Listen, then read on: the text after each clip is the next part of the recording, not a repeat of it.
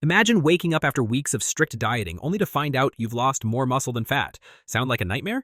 It's a reality for thousands of people right now, and I'm here to make sure it doesn't happen to you.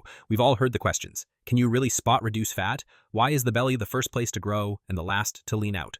What actually burns fat faster? Cardio or lifting weights? And is there a lazy method that actually works on autopilot?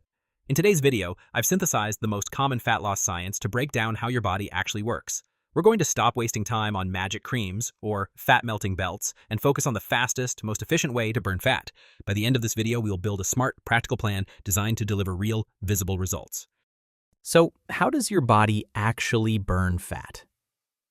When you create an energy gap, either by eating less or moving more, your body turns to its internal energy reserves. It sends signals to your fat cells to release stored energy into the bloodstream. This fat is then broken down and used as fuel. But here's the key. Fat burning truly kicks in when you push through discomfort. Many people stop the moment they get tired or out of breath, exactly when the magic starts to happen. When you stay in that state of exertion, your fat burning compounds. Interestingly, once fat is burned, it's exhaled as carbon dioxide and excreted as water through sweat and urine.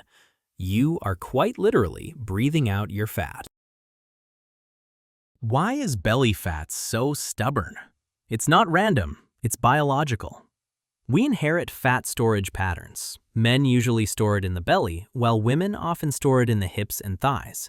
The belly is particularly difficult because it has lower blood flow and a higher density of alpha-2 receptors. Think of these as gatekeepers that lock the fat vault. While beta-2 receptors release fat quickly, alpha-2 receptors prefer to save it for later. Later in this video, I'll show you how to trick these stubborn receptors into letting go. Now, you might be thinking, can't I just target belly fat by doing abs workouts? Not exactly. When you train your abs, you're just strengthening the muscles underneath the fat. Your body still burns fat systemically from wherever it finds it easiest to access, not necessarily where you want it to. So, what burns fat faster? Cardio provides real-time energy demand, but initially it burns through glucose first. However, the real benefit of cardio is the afterburn effect, where your body aggressively burns fat while you sleep to recover. Weightlifting, on the other hand, is your insurance policy. Its primary job is to protect your muscle. If you don't lift, your body sees muscle as metabolically expensive and burns it for energy during a deficit. To keep a sculpted shape, you must combine both. And what about fasted exercise? Working out on an empty stomach in the morning can tap into fat faster because insulin levels are low.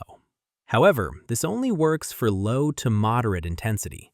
If you go too hard while fasted, your body might panic and burn muscle instead. The smarter approach is a light, easy-to-digest snack before high-intensity sessions. Does sweating more mean you're burning more fat? The answer is no. Sweat is your body's cooling system, not your fat-burning meter. When you exercise, your muscles generate heat, and your body sweats to cool you down. Sweat is literally water. When it leaves your body, it's just temporary weight loss that returns once you rehydrate. One more problem people face is losing weight without seeing any difference in their fat. This happens when you cut calories too hard and skip strength training. In this starvation state, your body panics and burns muscle for energy while trying to preserve fat even harder. This is why crash diets are such a terrible trap. Believe it or not, correct breathing can boost fat burning by up to 20%. Since fat loss is an oxidation process, you need oxygen to fuel it. Follow these 3 rules. First, breathe through your nose. Second, breathe with your belly, not your chest. Third, breathe slow and deep, and exhale forcefully to clear out carbon dioxide and make room for fresh oxygen. Now that you understand how fat burning actually works, this is the perfect time to build a weekly fat burning plan that's fast, highly efficient, and designed to avoid all the mistakes we've discussed. Start your week strong with a high-intensity cardio session on Monday. This could be sprint intervals, fast cycling, or hill runs. Begin with 10 minutes of steady running to warm up, then go into 6 to 8 rounds of 1-minute sprints, each followed by a 90-second walk. This combination drains your glycogen stores and forces your body into deep fat-burning mode. On Tuesday, go for a full-body weight training session. Focus on heavy compound movements like squats, deadlifts, and presses. Then, right after your workout, take a 20-minute slow walk. Since your glucose stores are already depleted from lifting, this walk allows your body to switch directly into fat-burning mode. Wednesday is your steady cardio day. Pick an activity like cycling or a brisk walk for 45 to 60 minutes.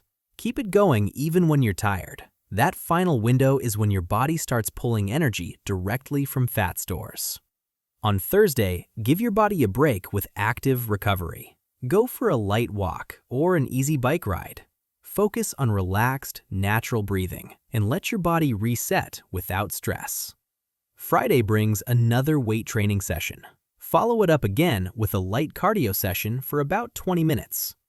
Saturday is your long-duration cardio day. Aim for 60 to 75 minutes of jogging or cycling. The key here is the final stretch. The last 30 minutes are when your body runs almost entirely on fat. Sunday is your rest day. You can take full rest or go for a gentle, meditative walk focused on recovery and deep breathing. Of course, no plan works without the right nutrition. First, eat high protein to protect your muscles. Second, increase your fiber intake to reduce cravings. Third, stay in a caloric deficit. And don't forget to drink 3 to 4 liters of water every day.